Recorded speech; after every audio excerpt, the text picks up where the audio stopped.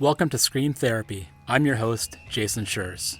In October of 2018, I found myself in the hospital, sitting across from a psychiatrist who was telling me I had bipolar. I was sent home with a bunch of medication and laid on the couch for a week. I had my iTunes library on shuffle, trying to shake the hornet's nest from my head. Ever since I was a kid, I've been using loud music as a form of therapy. Punk rock and mental health have always been connected. This podcast looks at that connection through the lens of different guests. This is Scream Therapy.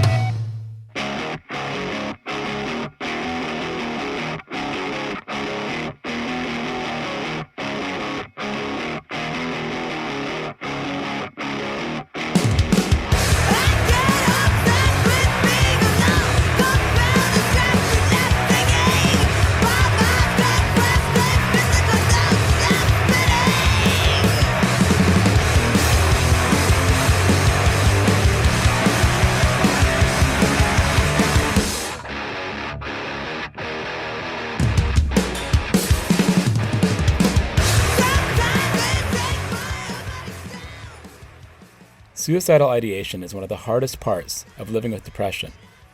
Wanting to end it all, run into the forest and never come back, or just disappear. These are examples of suicidal thoughts that can worm their way into depressed people's minds and spin out of control. Itarya Rosenberg, vocalist and bassist of noise rock band Rid of Me, lives with depression and the suicidal thoughts that go along with it. Through the years, he's learned to navigate these thoughts by confronting death and putting it into perspective. If the idea of death doesn't scare him, it's easier to find the things worth living for. The love of family and friends and bandmates, and embracing the healing power of making noise and playing your heart out.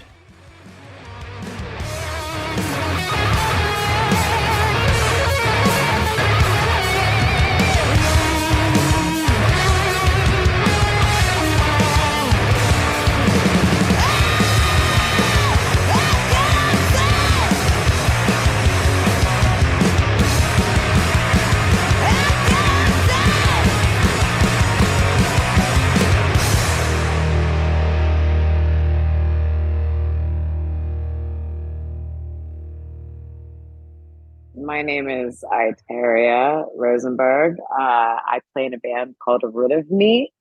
I think of us as a rock and roll band.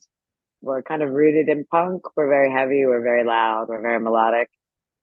As far as my mental health goes, I struggle with some pretty severe depression, but I'm also like chilling and I'm fine. So yeah, here we are. So when you say severe depression, how does that look? What kind of symptoms do you have? I don't know. It's like weird to talk about. I just kind of like shut down pretty hard. Sometimes I'm suicidal, but I don't really act on anything. Yeah. When you start to have those suicidal thoughts, I know a lot of folks, like I deal with a suicide hotline. I volunteer for that, and a lot of folks, they have something in their lives that they think about and say, okay, well, obviously I can't end my life because I've got this, this, and this, and I would imagine the music is a huge part of that for you. Oh, yeah, definitely. Yeah, music is probably like the most important thing to me. Not only like me playing music, but just like music in general. I just love music. I think it's like very healing and very spiritual and cool. And it's just the greatest. I don't know. Who doesn't love music? Do you remember back when you were young and first getting into music and the feeling that you had with it, especially maybe going to your first show or finding out there was a scene out there that you felt like you belonged to? Oh yeah, man. Like that was the first time that I really felt like I had any sort of identity, I guess. I remember like my mom owned a dance studio. So I danced growing up and we spent a lot of time there as children. And there was like a little boom box. She had like a little storefront and then the studio was in the back. And I would kind of like kneel by the boombox and play like Nirvana over and over again.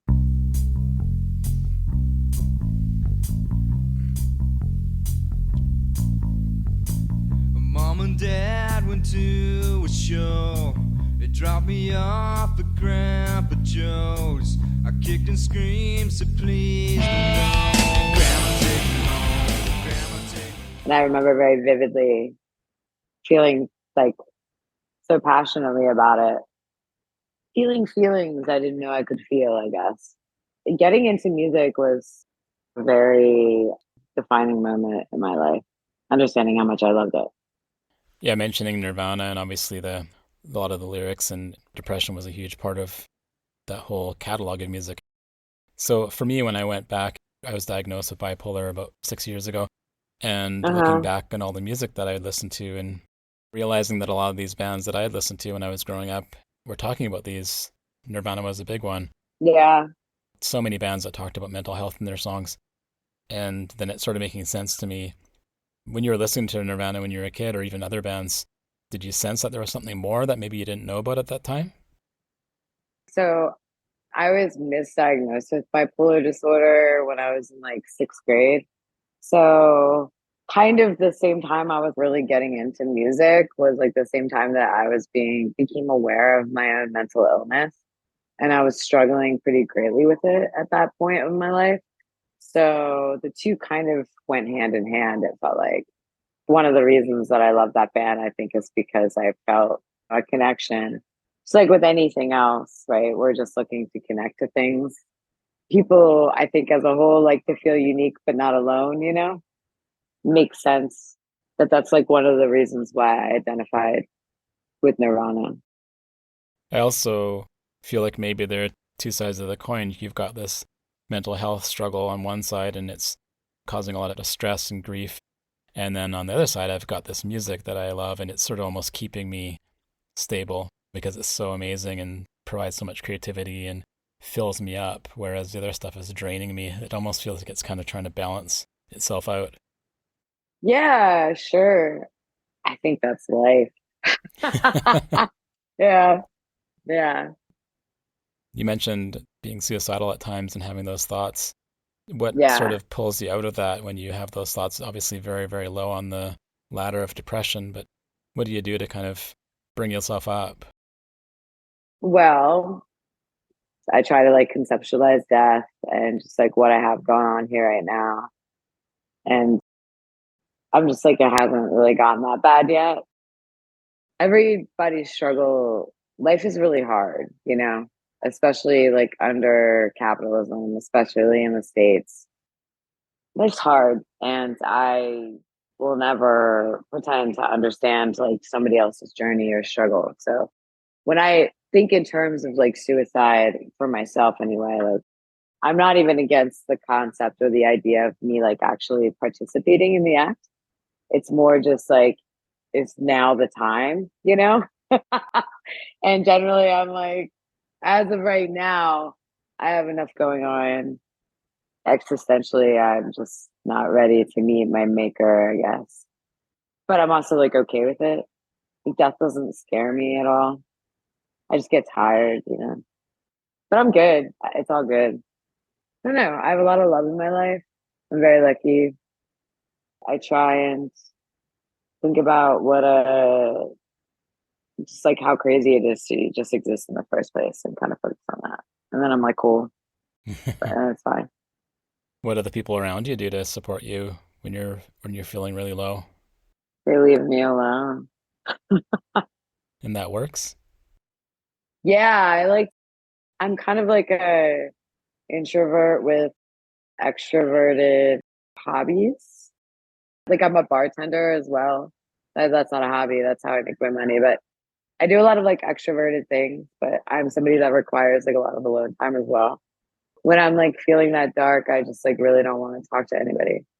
So the people that are closest to me kind of like know this and just kind of like let me do my thing. And they know me well enough that if I do need anything, I'll just ask and then they just help me out. What's it like being in a band that plays, I would imagine, a lot of bars and has to stay up super late for shows and but also working at a bar? Do you feel like you're always in a bar? Well, I actually just started bartending again. It's been a while since I've done it like as a full-time job. I don't mind. In my free time, I don't go to bars. Well, I'm at a bar right now. Well, that's not true. I also go to bars in my free time. I'm not like the greatest at balance, but I'm not the worst at it either. So it's fine. I don't mind being bars. I like being around people having a good time. Like I may be like really stoned in the corner, like saying what's up. I kind of feel the same way. Like, it's exciting to be around, especially live music, being around Yeah, people that are having a good definitely. time. And I mean, within reason, you don't want to deal with any belligerent people. I don't drink, and I've been sober for quite a while. It's too bad Mm. that social activities have to take place in drinking establishments, but it's where people hang out. Yeah, I don't drink either anymore. I have a lot of friends that struggle with drinking and other forms of addiction. And I did too, don't get me wrong. I had a horrible, I wasn't an alcoholic in the sense that I needed to like drink every day, but when I did drink, I was like wild. But for me, like something happened that when I stopped, I just was just like, I'm done.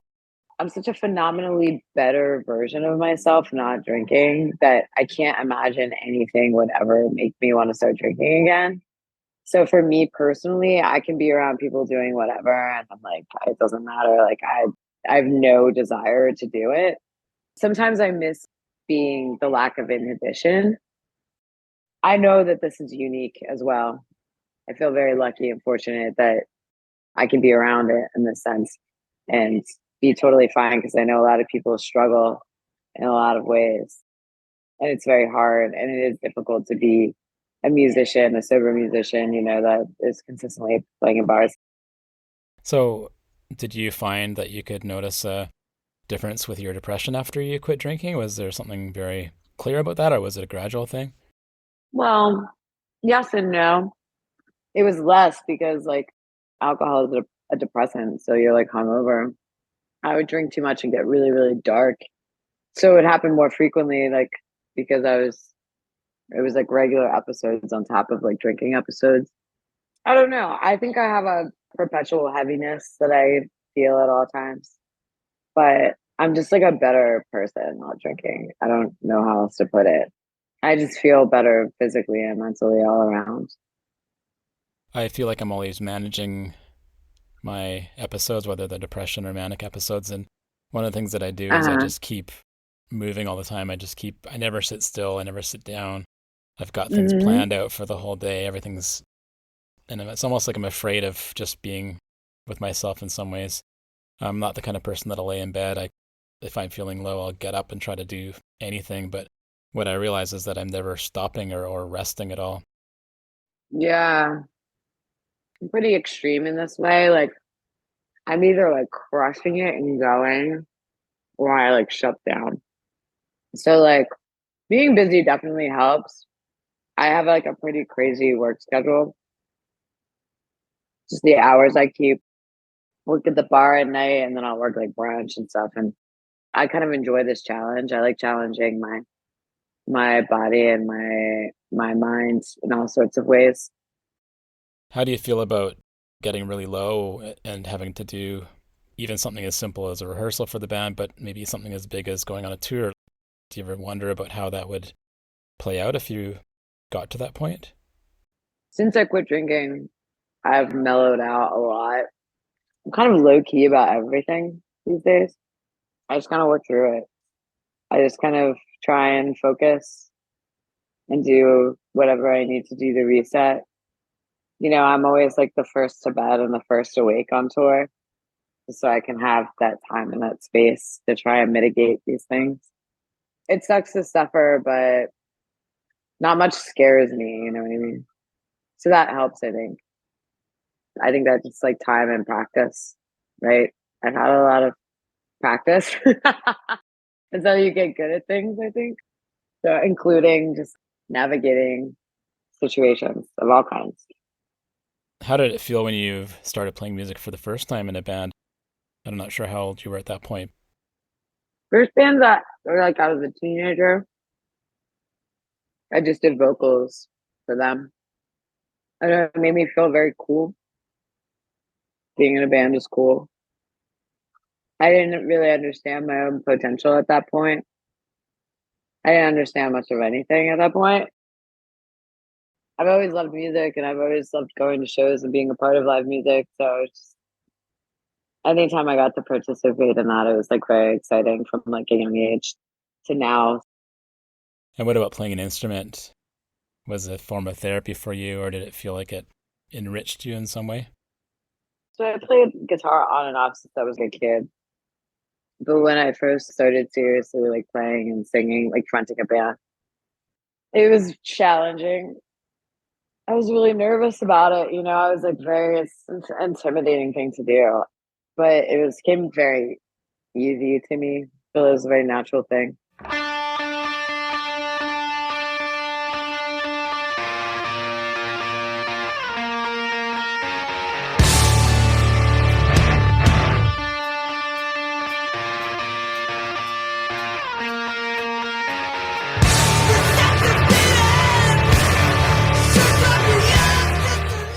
I think it's just something that I'm inherently drawn to, because some of us are inherently drawn to things that we're just like naturally good at.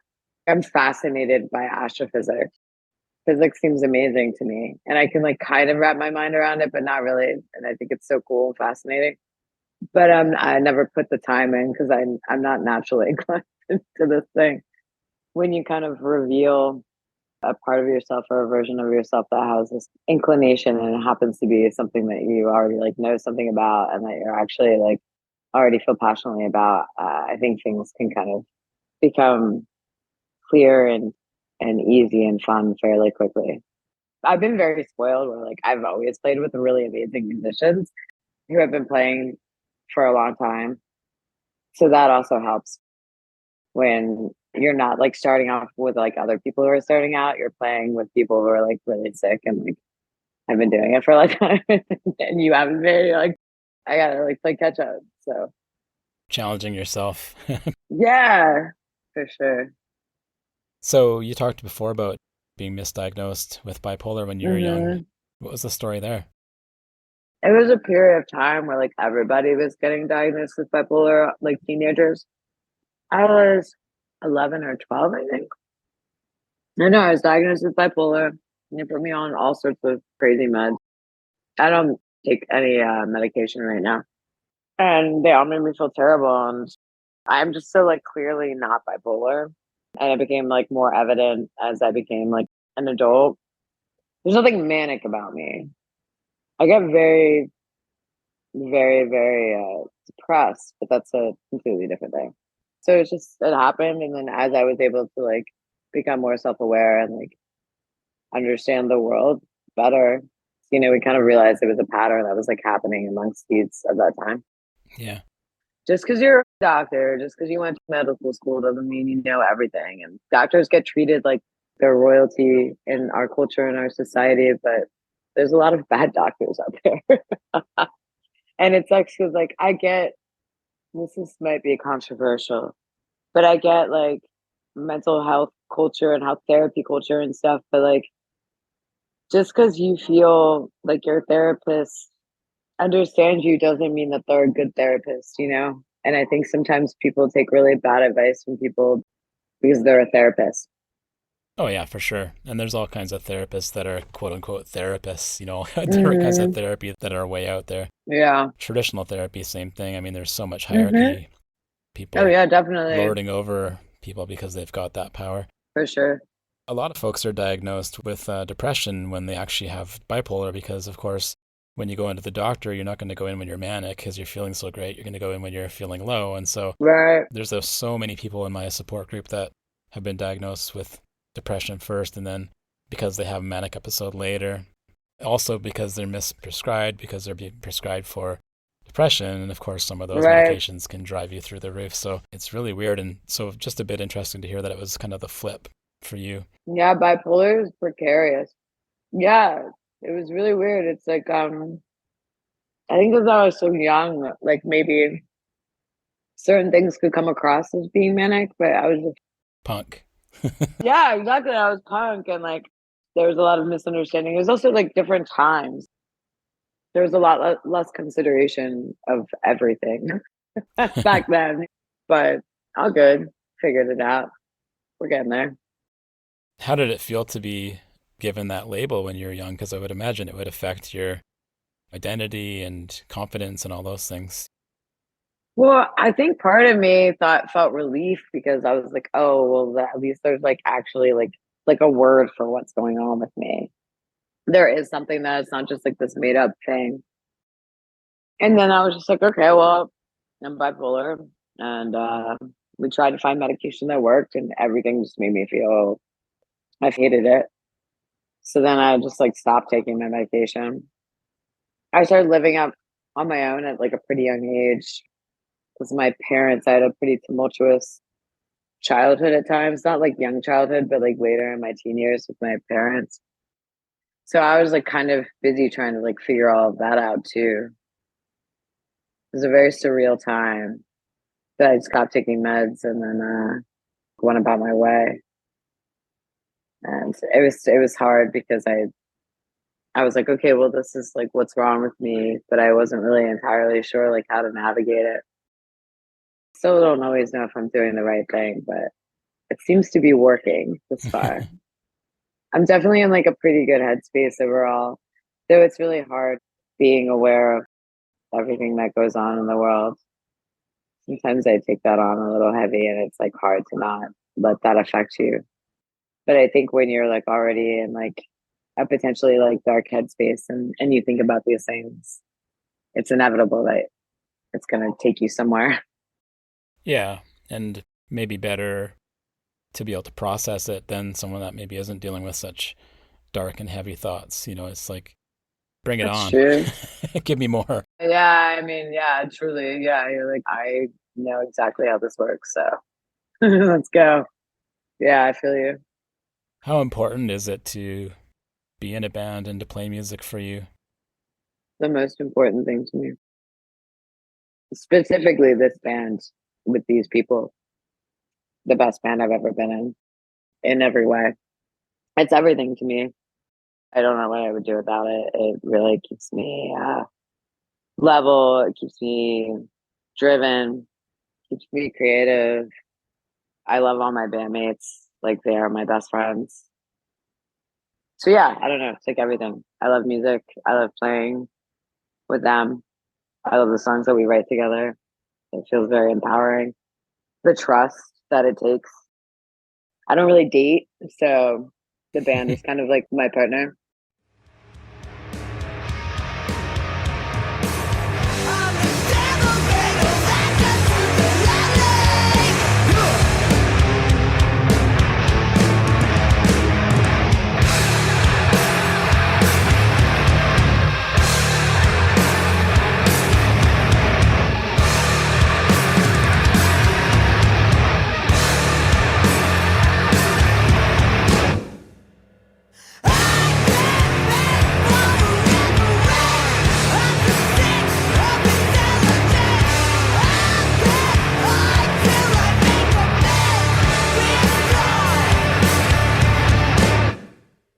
That was my conversation with Itarya Rosenberg of Rid of Me, ridofme.bandcamp.com. For more episodes of Screen Therapy, go to screentherapyhq.com or wherever you listen to podcasts. Big news, the Screen Therapy book is available now.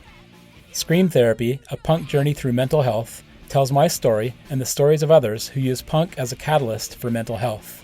Like this podcast, it links the community-minded punk scene with the mental wellness of the punks who belong to it.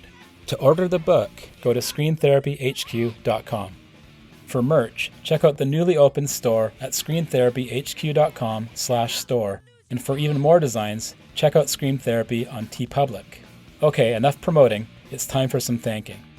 Thank you for listening to Scream Therapy. Doing this podcast and talking to folks about punk rock and mental health has been a crucial part of my own mental stability, and it means so much to me that you're out there listening. Screen Therapy is created in the Cathet region of coastal British Columbia, Canada, on the traditional territory of the Tla'amin Nation. Contact me at screentherapyhq.com or email me at screentherapypodcast@gmail.com. I'd love to hear from you. Let's talk about punk rock and mental health. Until next time, take care and be well.